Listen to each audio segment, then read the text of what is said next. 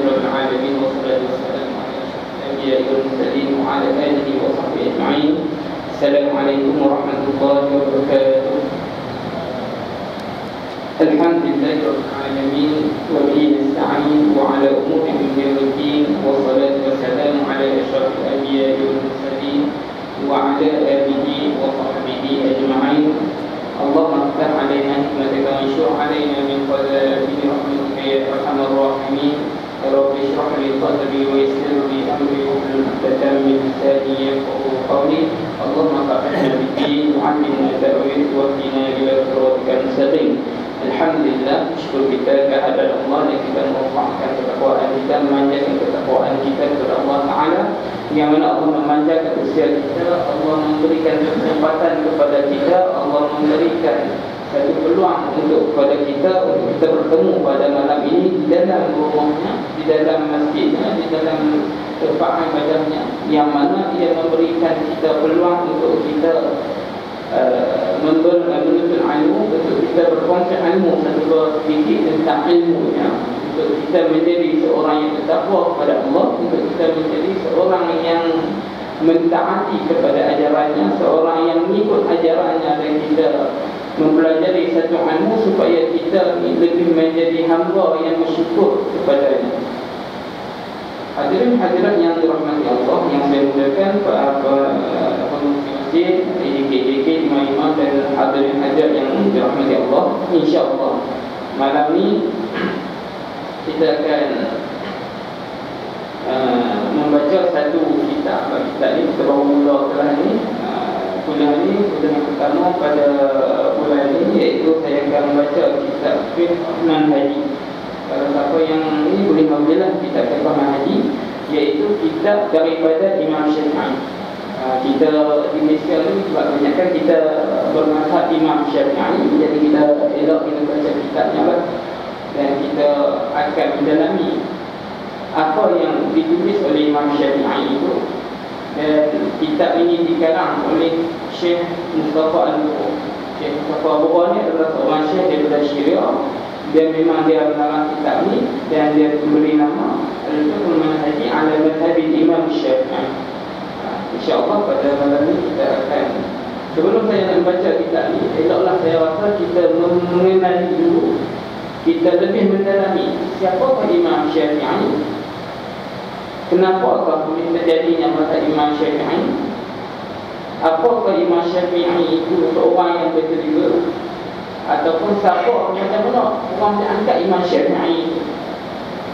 Kalau ada yang pernah mendengar fitnah yang bahawa sesungguhnya ada yang mengatakan Imam Syafi'i itu Syiah, kita akan uraikan ini. Sebab orang kata kalau tak kenal maka tak cinta. Kita nak mendapatkan kelandasan baca buku Imam Syafi'i, kita nak mendapatkan kelandasan tentang ilmu Imam Syafi'i, kita nak tahu siapa orang dia, siapakah dia, siapakah yang menerbit, siapakah yang mengarang kitab ni, siapakah yang kata Imam Syafi'i kita nak ikut ni.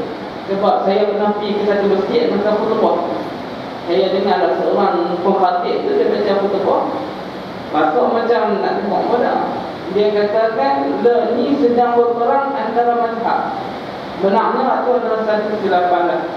Kita dalam mazhab tak pernah berperang. Mazhab Imam Syafi'i, Imam Hanafi, Imam Hanbali, Imam Malik, semua tak pernah perang. Yang berperang sekarang ini adalah i'tiqad, kita punya kepercayaan adalah kita punya, macam sebagai contoh, kita berpegang dengan ahli sunnah, kita berperang dengan Syiah. Itu adalah peperangan. Kalau kata mazhab Imam Syafi'i duk pergi melawan dengan mazhab Imam Hanafi, maka itu adalah kurang tepat lah. Sebab ada masjid kadang-kadang yang mengkhatibnya dia tak tahu, dia kata dekat Syria kadang-kadang ni berlaku peperangan antara, ataupun dekat Palestin dan sebagainya, dekat Afghanistan ke dekat Pakistan dan sebagainya, dia kata tadi perang antara mazhab antara mazhab tak ada perang. Kalau cakap saya tahu antara mazhab tak nak perang kita. Sebab apa nak perang apa? Imam Malik anak murid dari Imam Syafi'i, Imam Syafi'i, Imam Hanbali anak murid dah. Jadi semua tu ada berbukai. Nak kata perang apa jangan. Sebab tak ada perbezaan. Habis kuat pun kalau kita lihat, kalau antara perbezaannya kita tengok antara mazhab Imam Syafi'i dengan mazhab Imam Hanafi, perbezaannya sangat kecil. Kadang-kadang melalui niat saja. Orang kata apa? Kalau perkara rukun bagi Imam Syafi'i, ketika mana nak ambil wuduk ada 6. Yang pertama niat, yang kedua basuh muka, yang ketiga basuh tangan, yang keempat basuh kepala ataupun sapu kepala, yang kelima basuh kaki, dan yang keenam tertib. Itu mazhab Imam Syafi'i. Mazhab Imam Hanafi simpan. Dia buang tertib dengan niat, cukup dah bagi dia. Kalau ambil mayang masuk ke. Itu bagi mazhab Imam Syafi'i, Imam Hanafi. Tak ada apa perbezaan. Kalau kata bab i'tiqad, kita berpegang dengan ahli sunnah, ada yang berpegang dengan Syiah, itu memang hak. Yang sekarang ini berlaku di Syiah adalah peperangan di antara Syiah dengan ahli sunnah. Itu bukannya peperangan di antara Hanafi dengan Syafi'i. Ataupun kita lihat dekat Pakistan, semua kebanyakan yang berperang sekarang ini, yang berlaku revolusi sekarang ini, kebanyakan di antara Syiah dengan ahli sunnah. Itu yang perlu kita faham. Kadang ada yang salah faham bab ni. Kadang dia kata kita ni kena bermusuh dengan geng-geng Hanafi. Jumpa tu ke depan. Geng-geng mazhab kita, mazhab 4 kita ni yang dalam ahli sunnah tak faham. Kita boleh ikut yang mana kita suka, selagi mana kita belajar benda tu kita ikut. Macam orang kata ketika mana pergi haji boleh bersentuh, kalau macam bersentuh dengan wanita atau yang bukan mahram kita tak batalnya, kerana dia ambil di badan mazhab Imam Malik. Macam tu.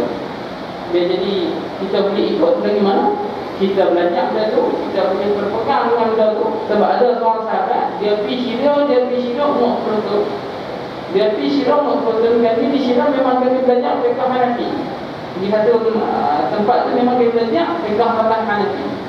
Jadi dia kaji semua mazhab Hanafi. Bila dia balik dia akan ikut cara mazhab Hanafi. Jadi kita pun tak bisa lawan dia. Mungkin kita lihat ada yang angkat takbir, letak saat dia letak kat dada, saat dia letak kat perut, saat dia letak bawah.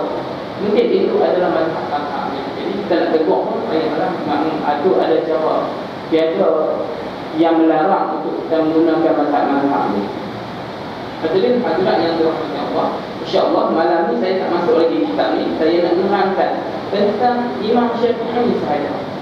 Mungkin ada yang masih yang mengenali Imam Syafi'i hanya sekadar nama. Ada yang mengenali Imam Syafi'i ini hanya sekadar dia ni ikut kata saya ni bermazhab mengikut Imam Syafi'i. Tapi kita orang tanya siapa Imam Syafi'i? Siapakah guru dia? Siapakah anak murid dia? Macam mana dia ni? Dia ni adalah seorang pakar. Semua kita tak tahu. Jadi malam ni sebelum kita nak mengaji kita ni, kita cuba dalami dulu. Siapakah Imam Syafi'i? Baru bila kita baca kitab dia, kita dah betul-betul terikat. Barulah kita betul-betul rasa, oh ni mazhab ini aku punya buat selama ni. Aku semuanya ikut mazhab Imam Syafi'i. Oh macam ni dia kata. Siapa mazhab Imam Syafi'i? Oh banyak dia ni bukan orang yang lemah. Dia ni memang orang yang kuat. Memang orang yang menghafal banyak benda. Memang orang yang suka menghafal. Imam Syafi'i ini kata bab menuntut ilmu dengan cerita. Dia ada seorang sahabat pernah tanya ada, kenapa Imam Syafi'i, apakah perasaan kau ketika menuntut ilmu?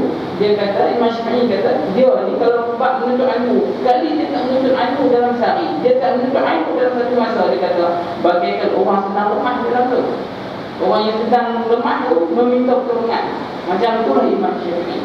Kalau kita ni orang yang bekerja, mungkinlah kita ni dengan cara kita Imam Syafi'i dengan cara Imam Syafi'i. Tapi tak ada masalah kalau kita nak mendalami siapakah yang dinamakan Imam Syafi'i, siapakah orang itu, apakah kelebihan dia, apakah dia ni main daripada bangsa mana. Kita akan mendalaminya insya-Allah. Dan saya akan baca beberapa titik. Kalau macam siapa yang tak faham, mungkin ada dalam internet pun kisah Imam Syafi'i memang banyak.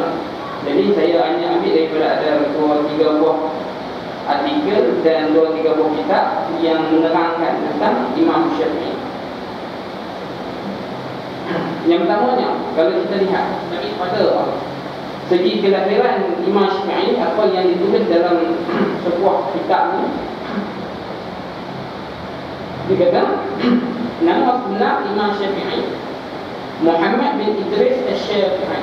Muhammad bin Idris Asy-Syafi'i. Asy-Syafi'i itu yang diambil yang last tu, Asy-Syafi'i. Beliau dilahirkan pada tahun 1005, beliau dilahirkan pada tahun 150 Hijrah. Pada tahun yang sama kewafatan ulama besar yang hebat, iaitu Imam Abu Hanifah. Ketika mana Imam Abu Hanifah bermazhab ke Imam Hanafi sekarang ini, tak apa yang tahu mazhab Imam Hanafi sekarang ini. Ketika mana Imam Abu Hanifah meninggal, maka masa itulah kelahirannya Imam Syafi'i. Imam Abu Hanifah meninggal, Imam Syafi'i pun lahir. Maksudnya berturut-turut meninggal. Imam Abu Hanifah yang bermazhab Imam Syafi'i, Imam Hanafi sekarang ini meninggal, maka lahirlah manusia yang bernama Muhammad bin Idris Asy-Syafi'i. Masa itu dia lahir lepas kewafatan Abu Hanifah. Sampai sebahagian orang mengatakan seorang imam telah meninggal dunia dan lahir pula seorang imam yang lain. Seorang imam yang telah meninggal dunia, Imam Abu Hanifah meninggal dunia, maka lahirlah imam yang lain pula, iaitu Imam Asy-Syafi'i, yang mana dia ni salah seorang yang bermazhab, kita ni yang berpegang pada mazhabnya, mazhab Imam Syafi'i. Dalam satu tulisan daripada Dr. Ahmad Nahrawi Abdul Salam, Imam Syafi'i dilahirkan di Gaza, yang terjadi peperangan sekarang ini di Gaza, yang mana Palestin diserang di Gaza sekarang, itu adalah tempat lahirnya Imam Syafi'i. Gaza ini dikata berdekatan dengan sebuah kota yang dikenali sebagai Asqalan. Asqalan. Kat Gaza ada sebuah kota yang diberi nama Asqalan. Memanglah Imam Syafi'i dan lahir dekat situ, dekat Gaza tu. Jadi memang tempat, antara tempat yang mempanggil apa, yang baik, tempat yang menjadi rujukan juga sekarang ini, sehingga menjadi peperangan, itulah tempat lahirnya Imam Syafi'i. Nak mudahnya tempat duk gaduh lah. Memang tempat gaduh lah, tempat lahir Imam Syafi'i lah di Gaza. Gaza pun, di Gaza itu ada sebuah kota yang diberi nama Asqalan.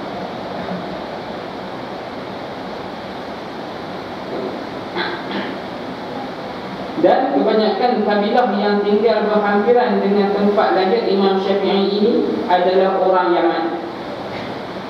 Pendapat ini turut dibentangkan oleh Profesor Muhammad Abu Zahra, seorang pengkaji sejarah.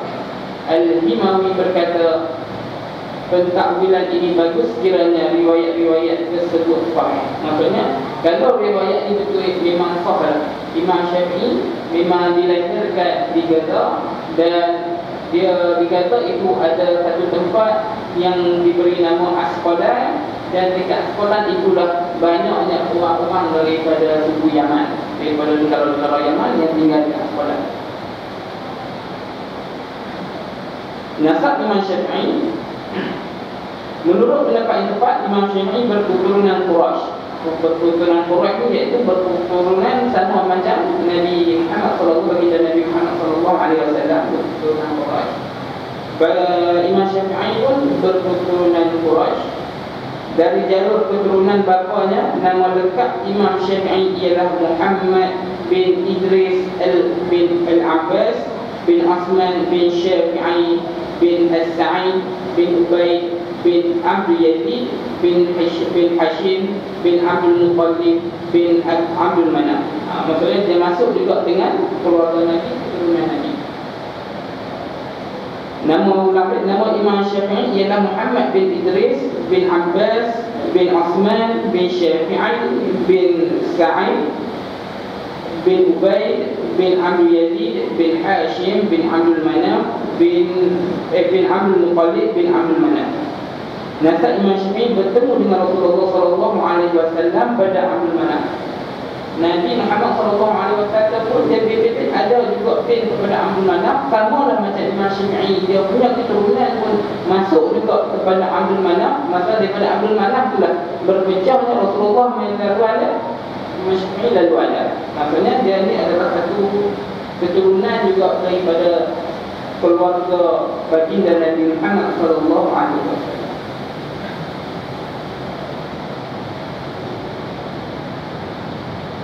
Selanjutnya beliau mengatakan adapun ibu Imam Syafi'i berasal daripada keturunan Al-Ain. Ini adalah berdasarkan riwayat yang sahih kerana Imam Syafi'i pernah berkata ibuku berasal dari suku Azdi, nama kunyahnya ialah Habibah Al-Azdiyah, tetapi nama lengkap ibunya tidak dapat diketahui dengan pasti. Apapun ibu Imam Syafi'i seorang yang cergas dan pandai mendidik, memang wajar jika sifat ibunya itu dijadikan tauladan. Maksudnya di sini ibu Imam Syafi'i memang seorang yang cerdik, seorang penghafal Al-Quran. Saya nak cerita, ibu Imam Syafi'i seorang penghafal Al-Quran, sampailah ke anak dia pun penghafal Al-Quran. Ada ceritakan, orang kata keturunan Quraisy ni ialah keturunan yang otaknya cerdas, otak dia ni cepat hafal. Dan keturunan Yahudi adalah keturunan yang Allah berikan kepada mereka ini kepandaian. Itu mereka bagi orang Yahudi memang kuat. Sebab itulah mereka dapat kuasai dunia. Tetapi otak bagi orang yang Allah ciptakan kepada orang Quraisy ni, mereka ni mudah hafal. Mudah hafal, mereka ni otak mereka ni otak yang orang panggil apa? Otak yang sangat cerdas. Cerdas mesti otak dah hafal sikit jalan. Kita tak mampu nampak itu. Sebab Allah bagi kelebihan kepada mereka ni, satu kelebihan kepada pokok Yahudi. Mereka ni boleh menguasai dunia dengan kepandaian mereka. Pokok Quraisy, Allah bagi kelebihan kepada mereka ni mudah dalam hafalan. Hafalan mudah. Sebab itulah kalau kita pergi dekat negara Arab, kita pergi memang Arab mana pun, mereka ni memang susah hafal. Kita ni orang Melayu baca 10 kali sampai nak hafal matan berapa pun baca 10 kali belum tentu ingat. Kalau kita pergi ke Arab, kita tengok, duduk depan kita tengok apa dia buat. Kita jalan ke sini masjid ni pergi. Kita tanya satu jalan, habis ni apa dah semua. Tanya semua boleh jawab. Kita kadang nak masa dengki pun ada orang, tapi tak boleh jalan. Tengok masuk mereka. Kita baru jawab 2-3 baris, dia dah hentak tu masa depan. Punya cepat itu nyampai hafalan dia. Tetapi hafalan dia kuat. Bila kita tanya kefahaman, habis jalan. Satu pun tak faham. Mereka hafal je. Jika kalau kitab tebal ni, memang pasal dalam seminggu habis pun dapat. Hafal, kita baca hafal. Tu kalau untuk masyarakat dia bagi nasihat kat kami, dia ingat kami ni orang Arab macam dia pokok sudah hafal. Dia kata, hampa orang Melayu ke orang asli buat macam kami. Mula membaca dulu, tak faham membaca dulu. Kedua hafal. Kami, kalau benda yang kami tak faham, kami hafal. Ingat dalam 5 minit, masuk baca. Apa tadi kau lupa ni.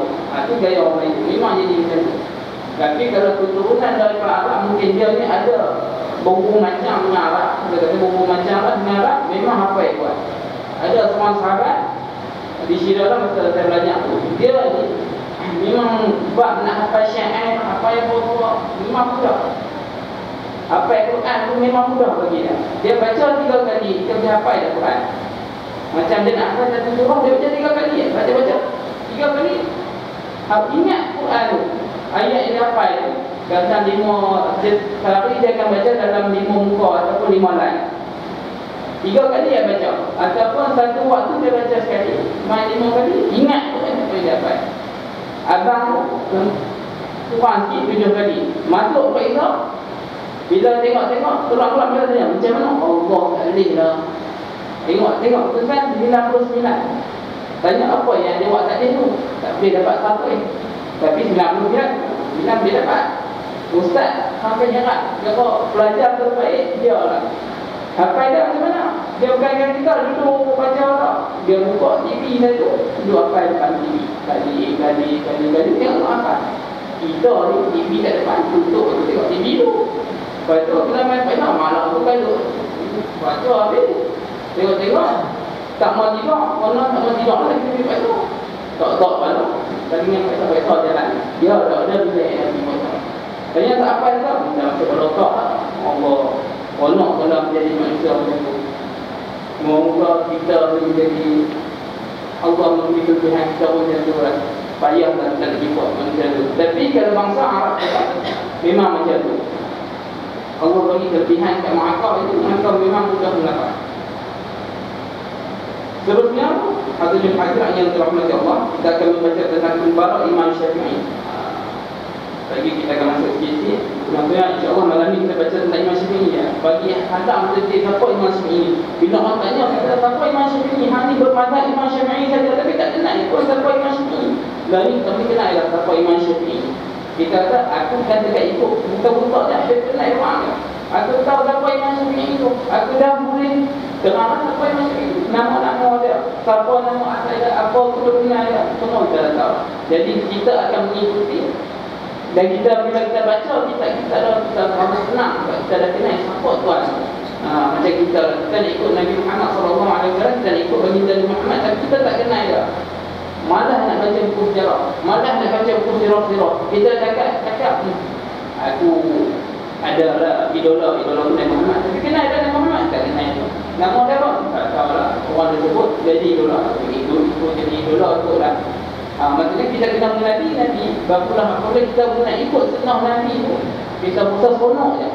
Kita merasa yang ni sunnah Nabi, jadi nak ikut Allah, seronoknya ikut. Lazatnya dalam satu perkara kita nak buat apabila kita mengenalinya. Macam kita lah terkenal artis-artis di Malaysia. Kalau macam kita nak ikut dia, kita kena kenal dia dulu. Kalau kita tak kenal dia, tiba-tiba kita ikut. Dia nak ikut jenis siapa ni? Tak tahu nak ikut ni, orang tu ikut tu. Maksudnya bila kita kata macam tu, kita belum terima dah semuanya. Jadi ambillah kesempatan kita nak mengenali Imam Syafi'i. Apabila kita nak mengenali Imam Syafi'i, kita akan mendekatkan diri dengan dia. Dan apabila kita mendekatkan diri dengan Imam Syafi'i, maka kita akan mendekatkan diri kita dengan Rasulullah SAW, dan kita akan mendekatkan diri kita dengan Islam, insya-Allah. Pembara pertama Imam Syafi'i, dia buat kali pertama ni, Imam Syafi'i dia telah dibawa oleh ibunya melakukan perjalanan daripada Palestin ke Mekah. Ketika itu Imam Syafi'i berusia 2 tahun, dan perjalanan kedua Imam Syafi'i ke Mekah adalah pada usianya 10 tahun. Beginilah bagaimana yang diterangkan oleh Profesor Muhammad Al-Mubarak. Dia menerangkan pada Imam Syafi'i pada umur 2 tahun ibu dia ni bawa dia pergi ke Mekah dah, dan pada umur 10 tahun ibu dia ni bawa kali kedua Imam Syafi'i pergi ke Mekah. Tujuan Imam Syafi'i dibawa ke Mekah adalah untuk mendekatkan dirinya dengan nasab keluarganya, iaitu Al-Khatib. Menulis di dalam kitabnya Tarikhul Baghdad bahawa Imam Syafi'i berkata, saya dilahirkan di Yaman berdekatan dengan kabilah Yaman. Kemudian ibu saya bimbang nasab saya. Kemudian ibu saya bimbang dengan nasab saya. Kata ibu saya, kamu mesti berada di daerah asalmu sehingga kamu jadi seperti mereka.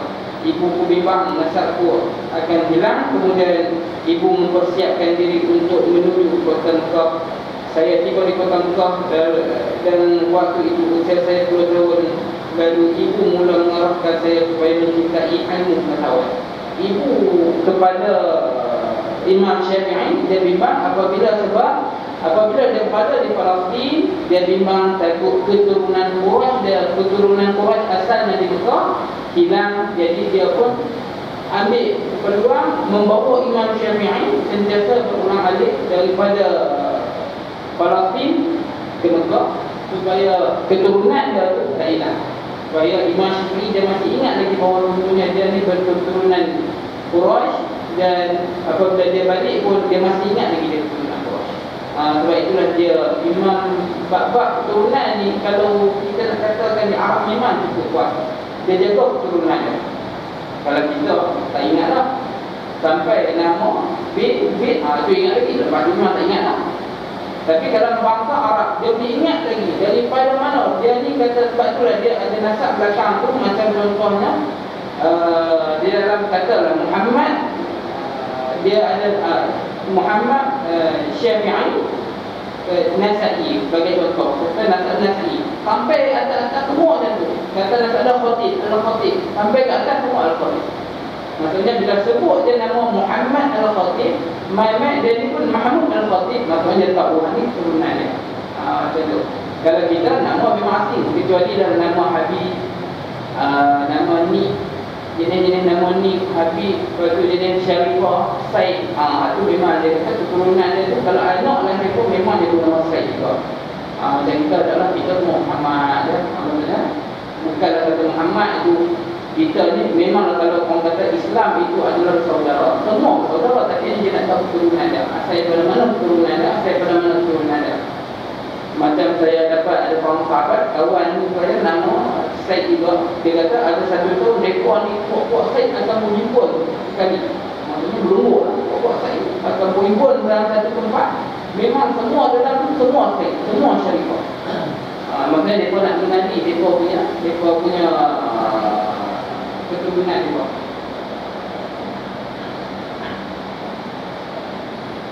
Itu cara ibunya membawa Imam Syafi'i supaya ia tidak lupa akan dia punya nasab daripada Quraisy. Sebab itulah dia bawa daripada kota Palestin supaya Imam Syafi'i masih ingat lagi siapa dia. Kita ni kena buat itulah. Maksudnya kita kalau bukan kita ingat nasab pun ingat adik-adik. Kadang-kadang orang ni adik-adik yang dekat ingat, main 2-3 buku tak ingat dah habis. Bukan adik semua tak tahu. Tanya jumpa kat sebelah pun tak tengok lah. Tanya sebab apa tak tengok, sebab tak kenal. Tapi kalau Imam Syafi'i dia jaga keturunan dan dia nak bagi Imam Syafi'i kenal juga apa keturunan dia. Jadi kita ambil siapa Imam Syafi'i ni. Kalau yang mana kita tak kenal buku kita, 2-3 buku kita kenal lah baik. Kenalkan lah adik-adik supaya kita menjadi rapat, kita mengeratkan silaturahmi. Hadirin hadirat yang dirahmati Allah, kita akan masuk kepada Imam Syafi'i sebagai seorang penghafal Al-Quran.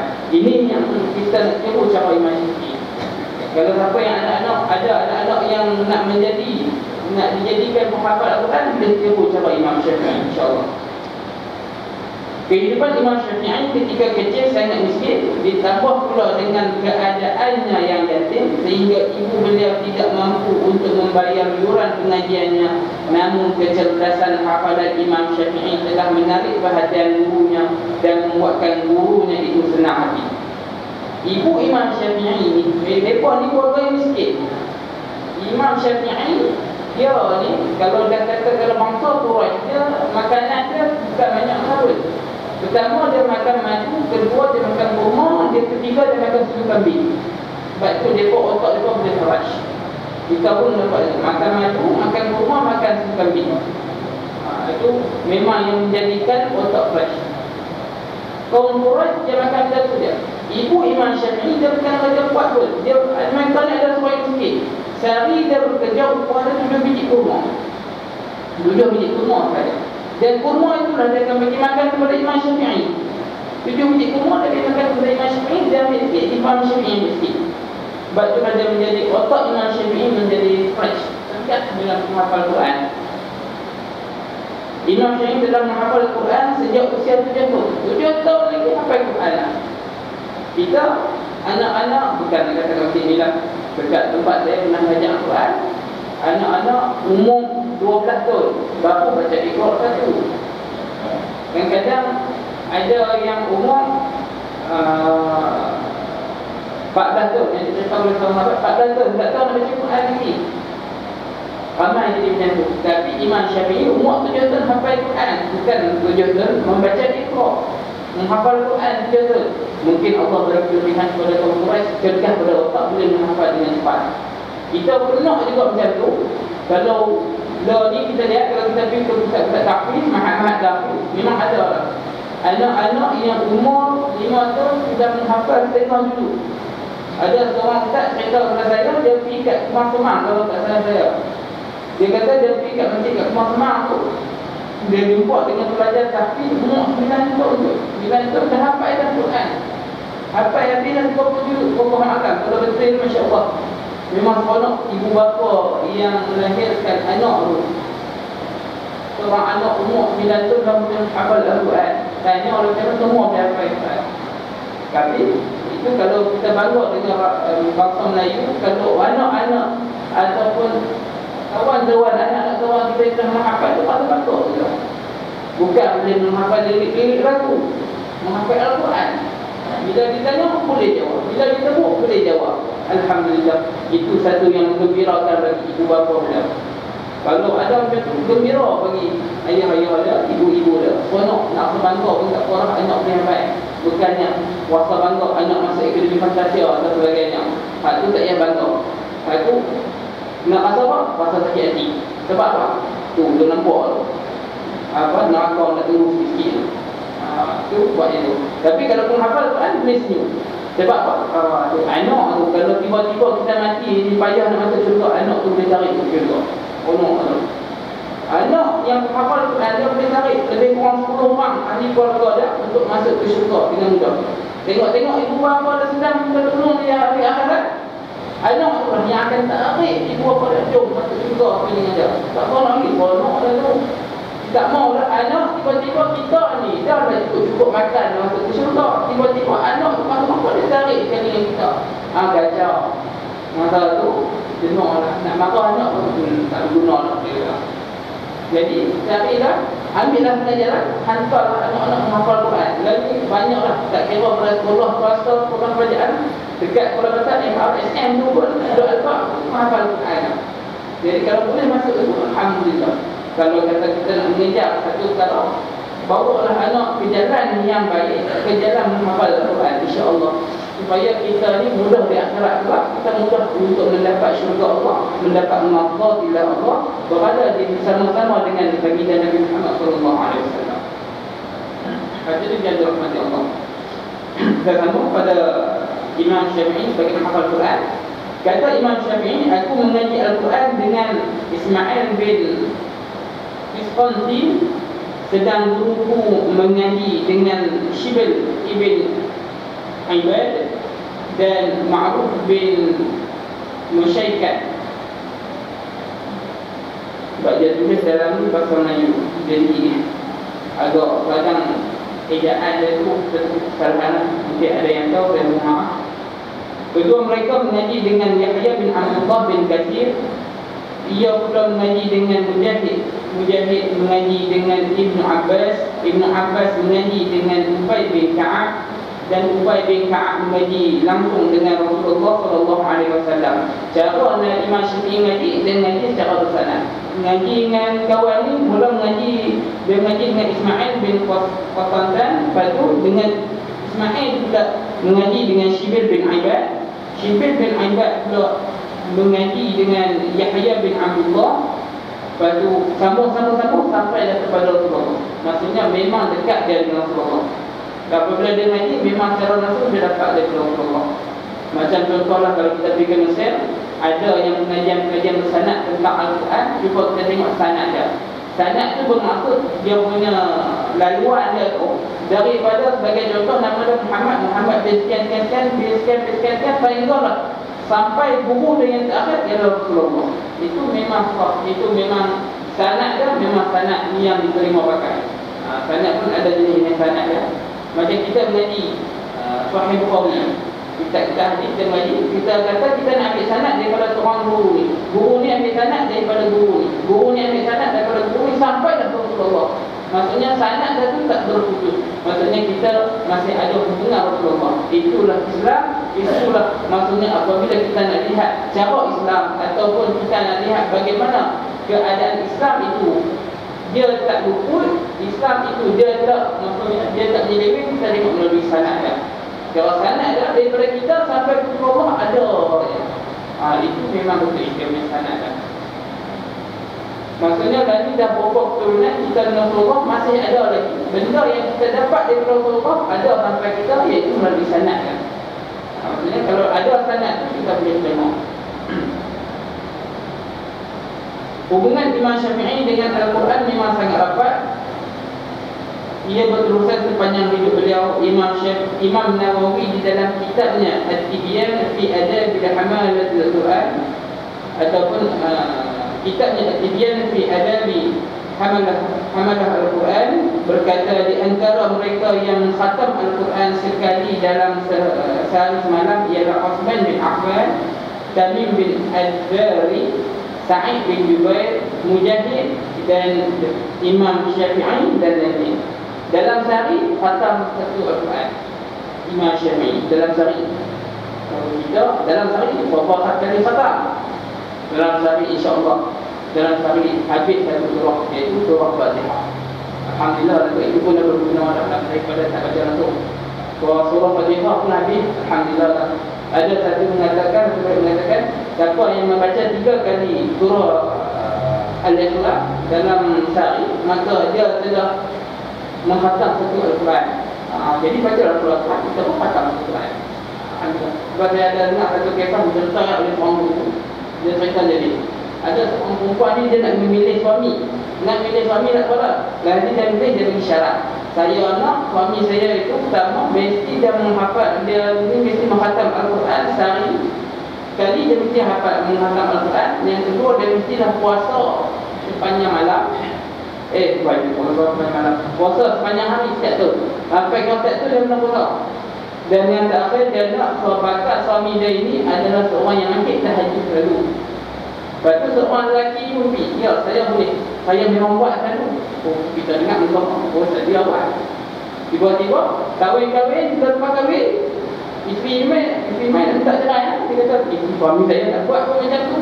Dia burung lagi. Ustaz ni pun tanya kepada suami dia, betul ke siapa yang ada buat itu? Dia kata, saya buat betul, jangan nampak. Sebelum tidur saya baca 3 kul dan memadai dengan satu Al-Quran. Jadi saya menghatam Al-Quran setiap hari. Dia kata, alhamdulillah, dah lepas dah poin pertama. Habis itu puasa macam mana? Saya pula lepas puasa Ramadan, saya puasa 6. Kira saya dah puasa 1 tahun setiap hari. Wah, dah lepas puasa Rasulullah. Betul kat dia. Dan yang terakhir, dia kata dia dah bersolat tahajud. Dalam solat tahajud dia lupa. Mungkin dia kata sebab dia mayang mungkin belum tertidur, dah memadai dah mayang tahajud setiap malam. Perempuan ni balik macam terima adalah suami macam ni. Dia kata nampak macam mana.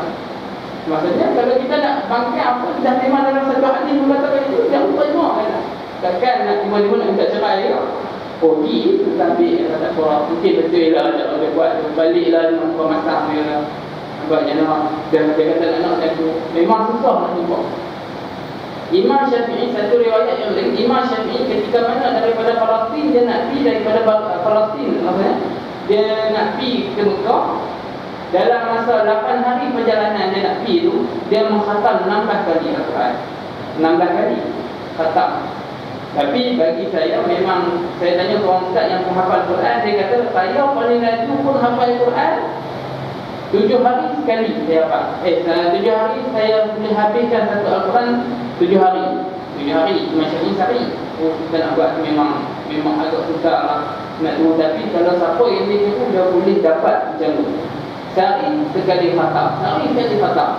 Allah, memang masa tu kalau sehari sekali khatam, orang tembuk tanya pun, orang baca macam mana pun, dia akan hafal macam tu je. Sebab akan hafal setiap hari. Kita nak buat sehari, nak baca sekali pun, Allah Akbar. Memang sukar satu ayat pun tak apa lah. Tapi kita sampai tahap kita ni satu ayat pun yang cukup lah, daripada tak baca langsung. Kira macam tu. Dan kalau nak ikut Imam Syafi'i lagi bagus. Takut kita dapat baca lain lah. Kita tak menghafal Quran, dia baca abang pergi kedai nak? Tak habis lagi. Pakai tak makan tengok tu. Jadi jangan. Kalau agak-agak tak boleh, baca Allah 3 kali. Niatlah moga Allah memberi satu Al-Quran yang telah kita baca, insya-Allah. Itu Imam Syafi'i. Memang Imam Syafi'i memang penghafal Al-Quran.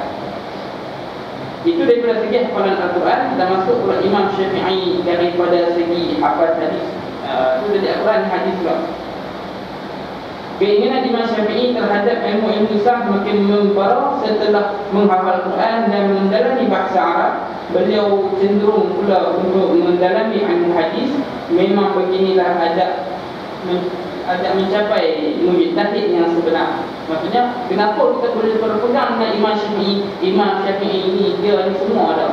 Pertama dia penghafal Quran, kedua dia ni memanglah ilmu banyak di dada, dan hadis-hadis dari yang mana diriwayatkan oleh beliau pun banyak.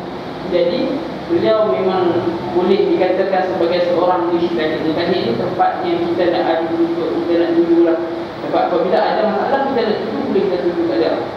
Sebab dia ni ada seorang al-hadis, orang yang berpegang dengan hadis, orang yang memang kuat dengan hadisnya.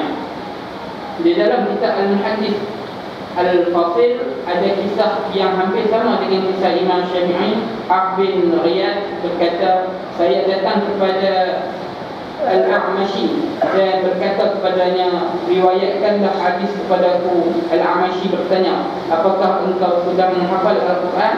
Saya menjawab, belum. Lalu dia berkata kepadaku, pergilah hafalkan Al-Quran, kemudian jika sudah, barulah aku sedia meriwayatkan hadis kepadamu. Aku berkata, kemudian saya pergi untuk menghafal Al-Quran.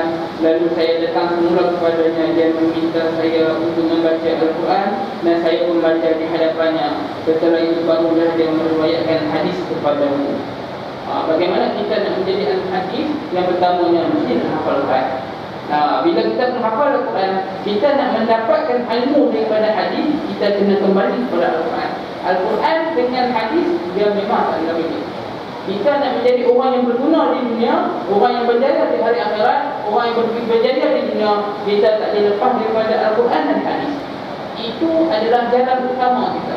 Kalau kita pilih, kita ni seorang yang beragama Islam, tapi kita tak berpegang dengan Al-Quran, kita berpegang dengan Injil ataupun dan sebagainya, maka kita nak mendapatkan satu laluan yang lurus, siratal mustaqim, kita nak dapat syurga Allah juga. Tapi siapa yang nak menjaga di dunia dan akhirat, jangan kita tinggal Al-Quran dan hadis. Sebab dua perkara ini yang menjamin kita untuk masuk syurga Allah. Dua benda ini sahaja yang boleh menjamin kita untuk menjaya di hidup, berjaya dalam kehidupan kita di dunia dan di akhirat. Sebab itulah dalam hadis yang dibacakan tadi, dalam riwayat yang dibacakan tadi, dia mengatakan dia ni nak pergi kepada membaca hadis, tetapi gurunya, guru yang dia nak nanti kata menafsir Quran, barulah kita dapat sebenarnya. Ni hadis kita hafal, Quran tak hafal. Kebanyakan penghafal hadis adalah penghafal Al-Quran. Kebanyakan penghafal hadis adalah penghafal Al-Quran. Itu yang kita tahu. Sebab kalau kita nak menghafal hadis saja, Al-Quran kita tak hafal, Al-Quran kita tak hafal. Kita ni nak ambil hadis saja. Kita takut kita jatuh dalam ruang golongan-golongan yang jadi macam Kasih Ahmad ke mana? Dia ni ambil Quran je, hadis dia tinggal. Ni kita pula ambil hadis saja, Al-Quran kita tinggal. Ni kurang lah, sama lah. Jadi ambillah dulu, pentingkan Al-Quran, keduanya barulah hadis Nabi SAW. Imam Syafi'i telah mendapat khabar tentang seorang ulama besar Madinah yang hebat dalam bidang hadis, iaitu Imam Malik. Imam Malik iaitu imam pada mazhab Imam Malik. Sekarang majlis dengan Imam Malik dikenali dengan sebagai madrasah ahli hadis. Lantas Imam Syafi'i segera meminjamkan kitab Al-Muwatta Sunan Imam Malik dari seorang kenalan di kota Mekah. Kitab itu dibaca dan dihafal olehnya. Usianya ketika menghafal kitab Muwatta ialah 13 tahun. Kitab Muwatta terbaik Imam Syafi'i. Kita nak menghafal kitab Matan Arba'in Nawawi pun Allahu Akbar, setahun tak habis. Kami kalau masa ngaji memang kena hafal kitab, jenuh hafal. Lama-lama kena pula hadis yang ketiga, hadis tentang amal, tentang Islam, iman, amal. Hadis dia tu lebih kurang satu muka. Masya Allah. Maka minta bila sebelum masuk puasa tu minta doa, ya Allah janganlah bagi hadis ni masuk. Bila kita minta doa, ya Allah jangan bagi hadis masuk, memang Allah bagi hadis tu yang masuk. Memang tak terjawab. Ingat dalam fikir, hadis tak jawab lah. Bila keluar Syekh tanya, jawab dah hadis tu. Saya mohon doa, tidak hadis tu tak masuk. Tengok masuk. Jadi saya pun buat keputusan saya tak jawab sebab saya tak ingat. Kalau bagi penghafal yang orang ni juga, saya pernah dengar cerita seorang kalau yang bahagian ambil pengajian Al-Quran, memang penghafal Al-Quran dan masuk besar pula, bagi best dia buat. Cara apa? Dia buat akan mayat sephora. Mayat sephora minta, mayat tujuh tu, moga soalan-soalan yang kurang besar tu keluar pada malam tu. Mayang tidak baca, bila keluar tak keluar pun.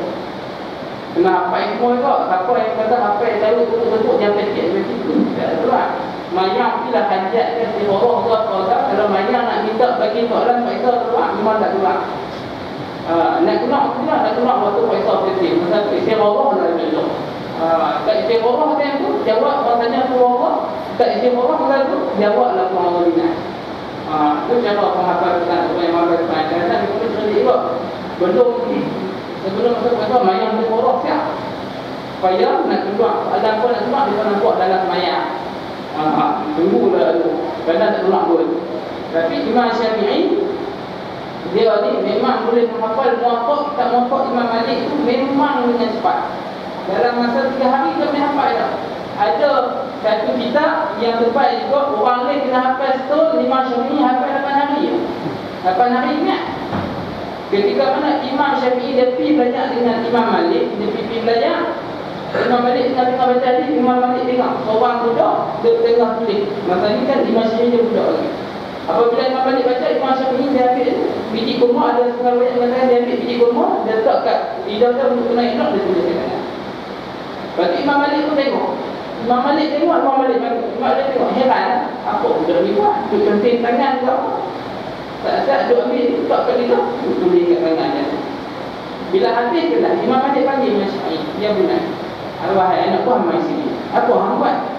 Selalunya orang kalau apabila kita macam di ketika zaman dulu, bila disebutnya nama Nabi Muhammad SAW, semua orang diam. Orang tak tahu apa. Bukan ke? Tapi Imam Syafi'i tak. Imam Syafi'i dia tulis. Jadi Imam Malik pun heran. Imam Malik tanya apa yang ni. Imam Syafi'i tulis. Imam Syafi'i kata ni, lihat apa boleh. Imam Malik kata tak nampak apa pun. Apa yang tulis mana? Imam Syafi'i pun jawab, aku tulis apa yang ada. Semua ingat. Itu, tak nampak. Aku tulis dalam rokok. Siap. Imam Malik tanya, lalu Imam Syafi'i jawab lalu. Betul sebiji macam mana Imam Malik je. Itu adalah keberkatan kepada Imam Syafi'i. Memang otak dah A lah, tulis A. Memang menghafal, memang mudah. Imam Malik dia cakap lalu tu dia ingat. Jika Imam Ustaz dia ajak ke depan, lalu tulis, tanya balik, cari pula. Mana boleh lah, boleh tulis. Tak faham pula tak tulis. Ustaz ulang balik ni. Dia bukan dia kata boleh, kat diri saya pun tak mahu tak. Ustaz dia ajak depan, boleh lah. Memang tunjuk lah tulis. Dengar, boleh tulis. Nak jadi Imam Syafi'i lah pun, boleh. Imam Syafi'i, Ustaz panggil, tulis lah. Tulis apa Ustaz kata? Cuba baca balik. Saya tak ingat. Saya tulis saya tak faham. Saya tulis cepat ni, tak baca cepat. Jadi cuba tak baca apa lagi. Jadi sudah. Ini gaya kita. Imam Syafi'i tak. Dia tulis dah tulis guna ayat dia. Ayat dia pula dekat pun. Ayat dia tulis meja saat dia dekat atas. Lepas tu bilang kita ni bukan dia tulis guna ayat dia. Guna bolpen, guna kadang pen mata sah. Tu pun tak faham. Kena tulis ulang tak ulang kali. Baru dia ingat. Ingat apa? Ulang kali kedua. Bila habis kelas tanya sebelum keluar dia tanya balik. Okey, tulis apa tadi? Tak, saya rasa orang faham kali ni. Kau tak faham kali ni. Kita kata, lain ni tak payah tulis, tak puan nanti saya bagi nota mudah. Mudah faham. Itu saya orang yang tadi Imam Syafi'i memang keberkatannya memang dia mudah dalam bab-bab kehidupan.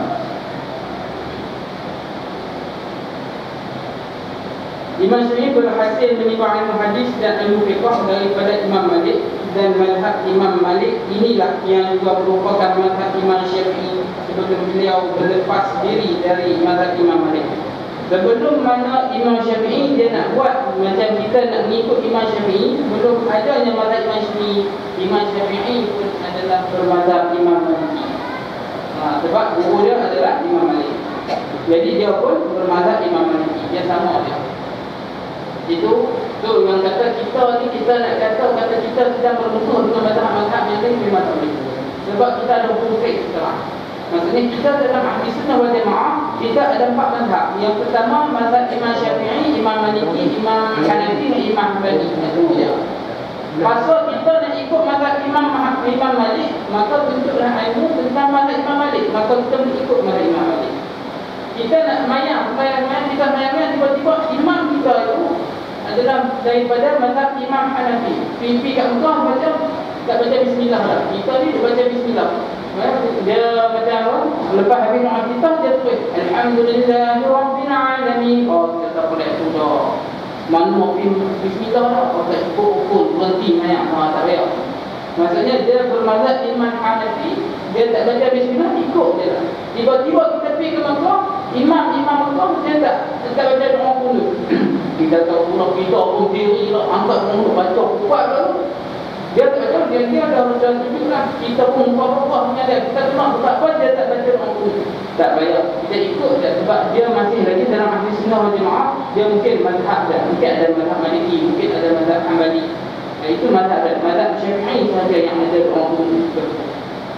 Jadi mungkin selalunya kalau buat imam masjid Mekah, imam Masjidil Haram, ketika mana dia menyebut lepas pada sami Allahu liman hamidah, dia akan berhenti sat. Dia akan bagi peluang kepada mazhab Imam Syafi'i, siapa nak baca bacalah, cuma jangan nak angkat tangan.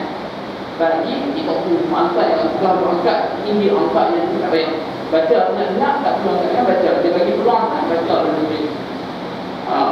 Jangan kita kata mereka ni adalah sesat pun, mereka tak sesat, mungkin mereka bermasalah. Jadi kita jangan dulu macam tu lah. Kadang ada orang tak tahu, orang tak tahu habis saya main baca orang main sesat tak? Sebab apa dia tak ada orang dulu, tak habis main saya tak tanya selama 2 minggu kan, apa ini tak payah ikut dan memang dia mazhab lain, jadi ikut saja.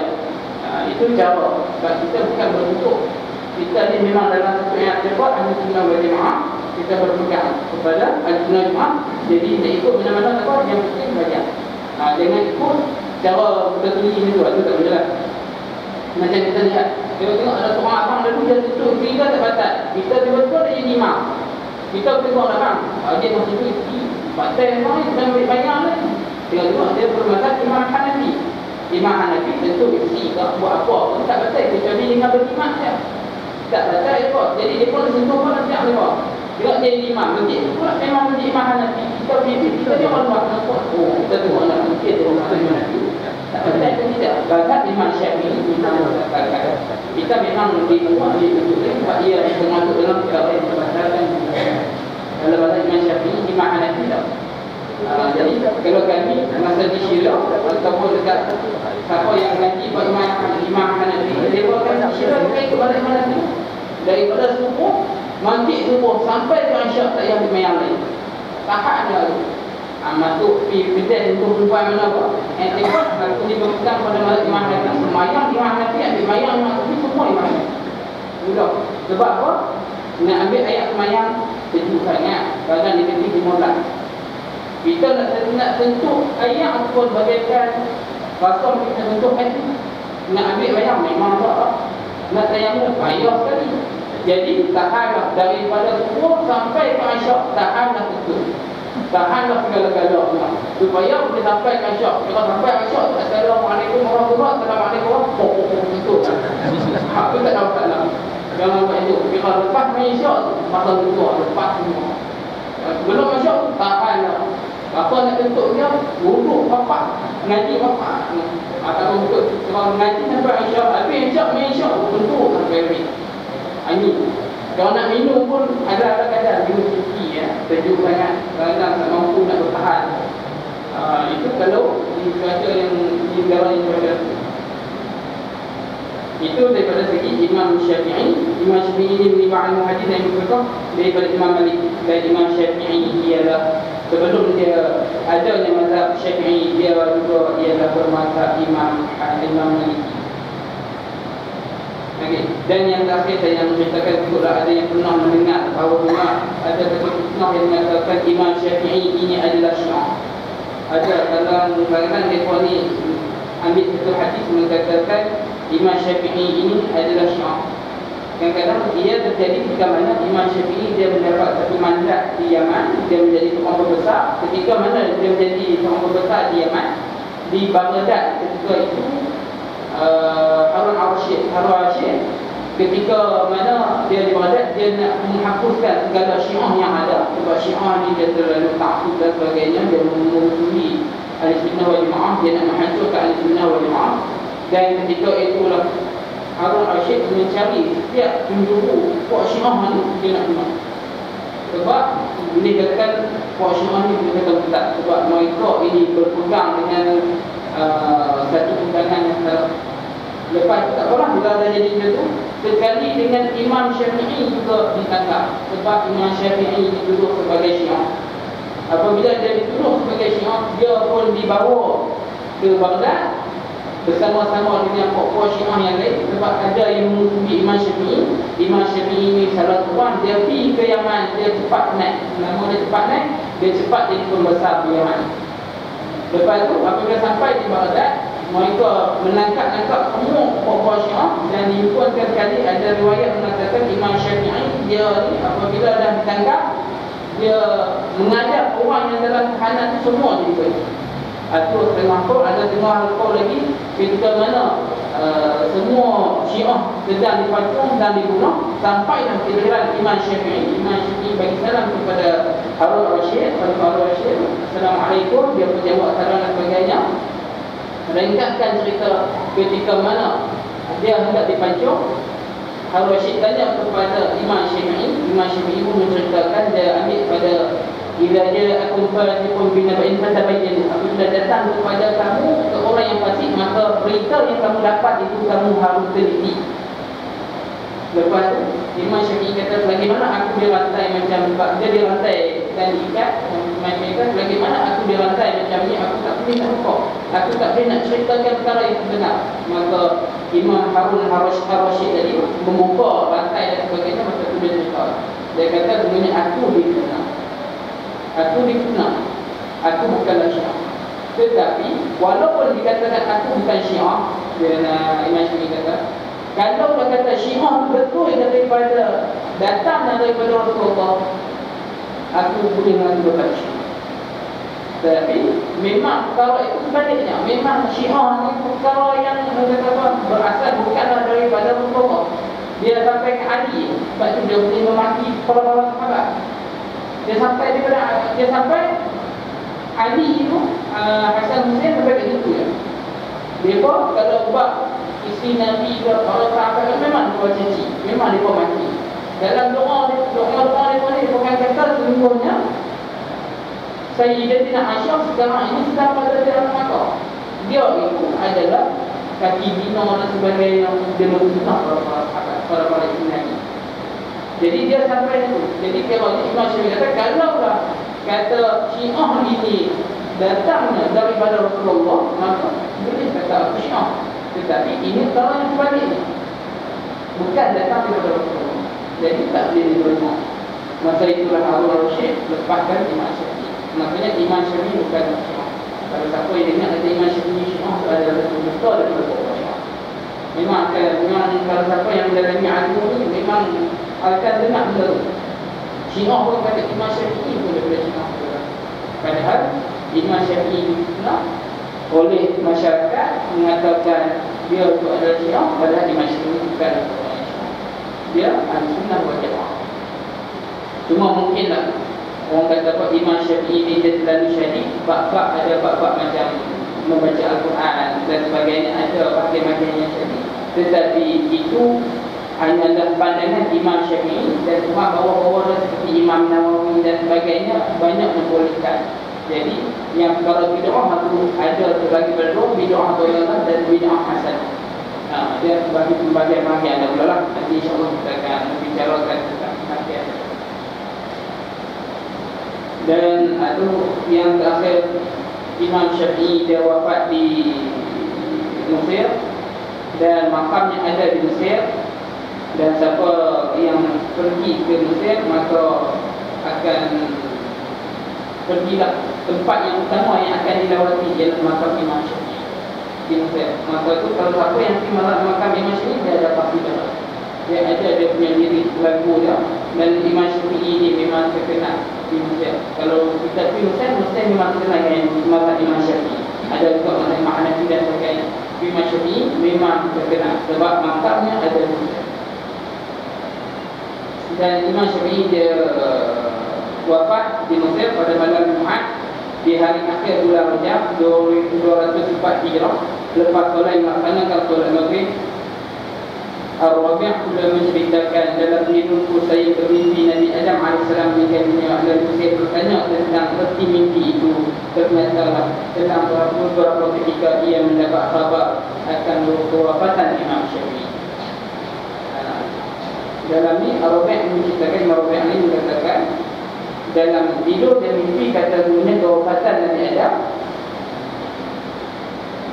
Dan dia bertanya, apakah maksud mimpinya? Maka mimpi dia itu adalah tentang kewafatan Imam Syafi'i. Jadi siapa yang pergi Mesir boleh melawat makam Imam Syafi'i, dan memang makam dia itu sangat terkenal.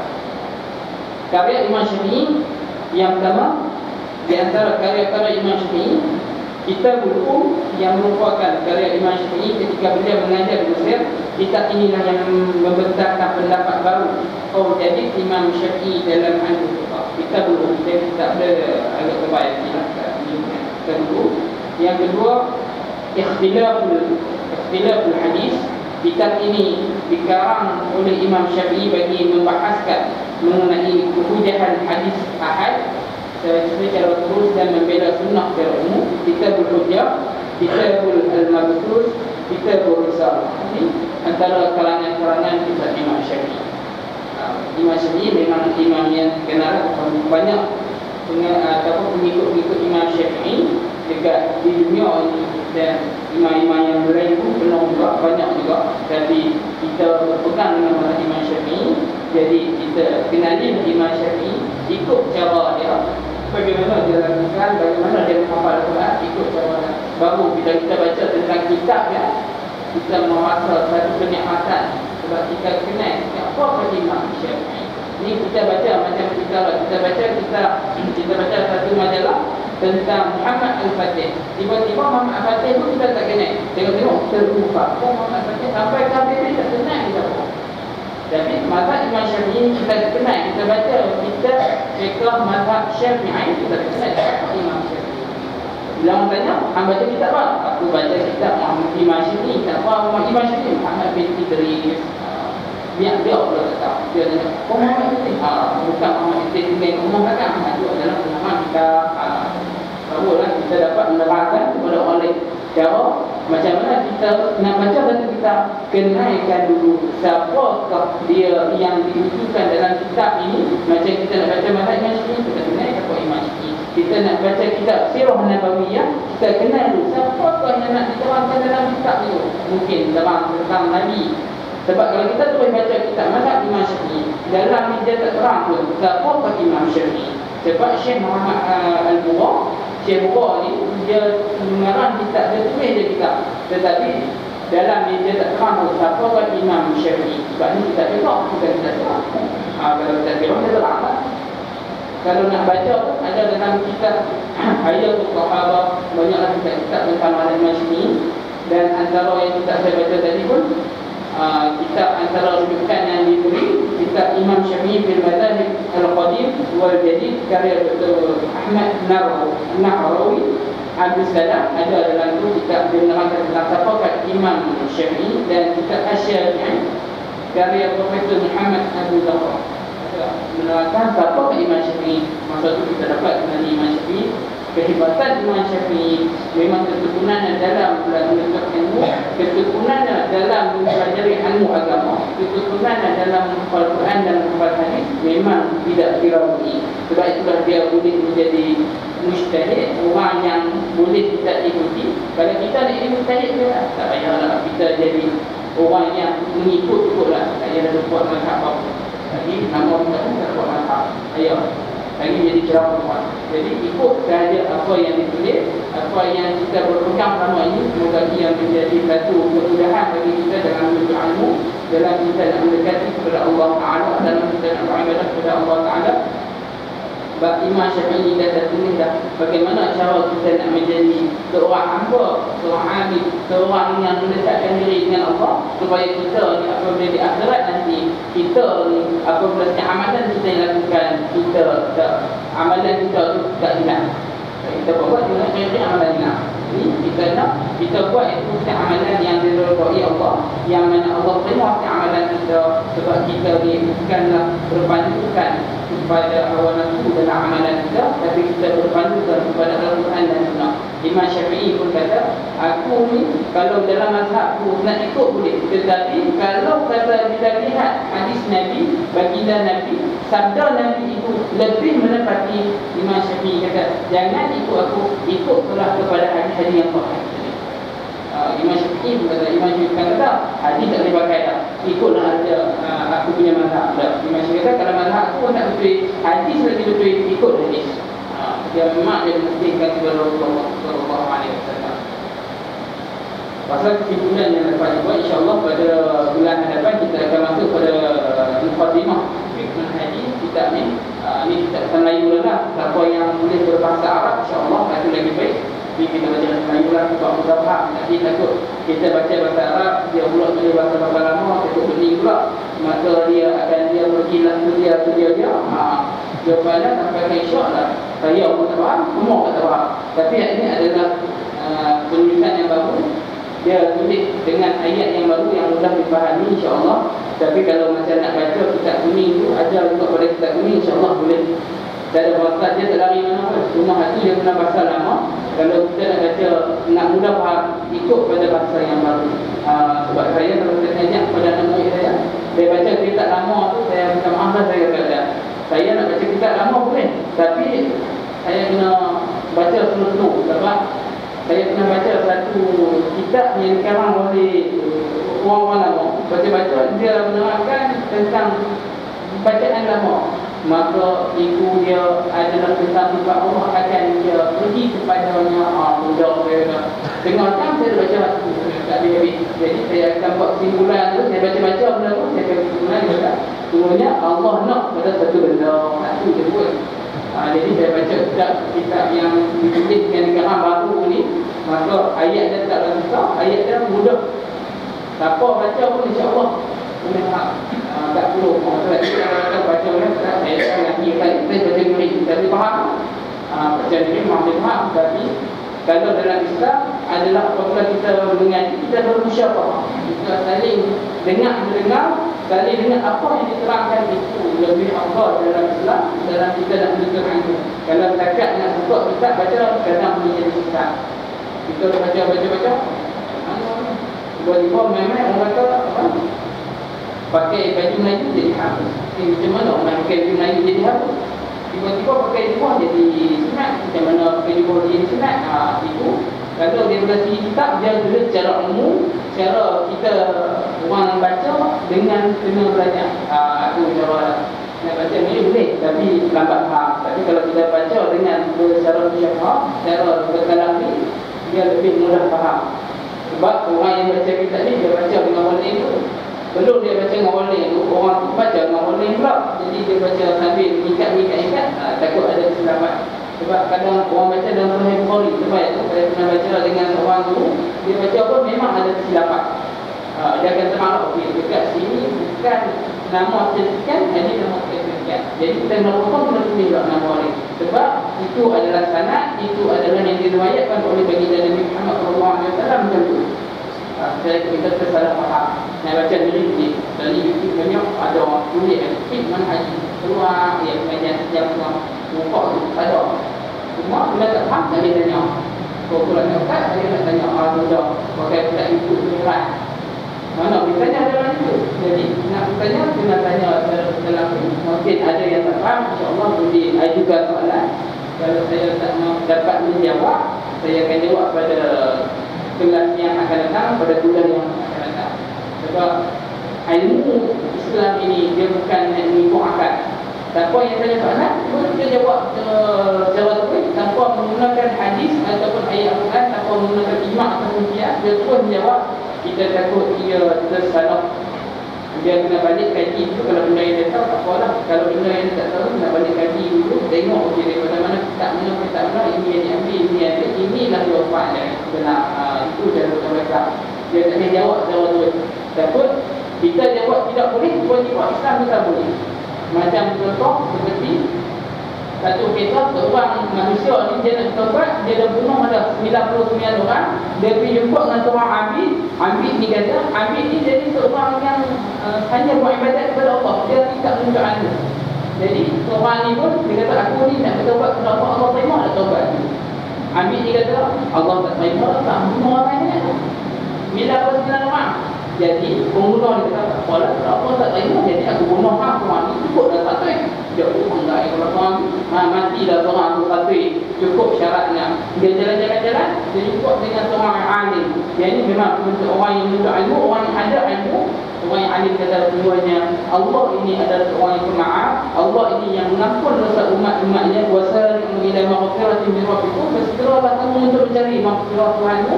Maka dia pun bertaubat kepada Allah dan dia mati apabila dihitung dia masuk syurga. Kerana kita tak mahu orang yang tak ada ilmu. Apabila kita berbicara dengan cara mengikut hawa nafsu dengan akal saja. Sebab Islam bukannya berpandu kepada akal.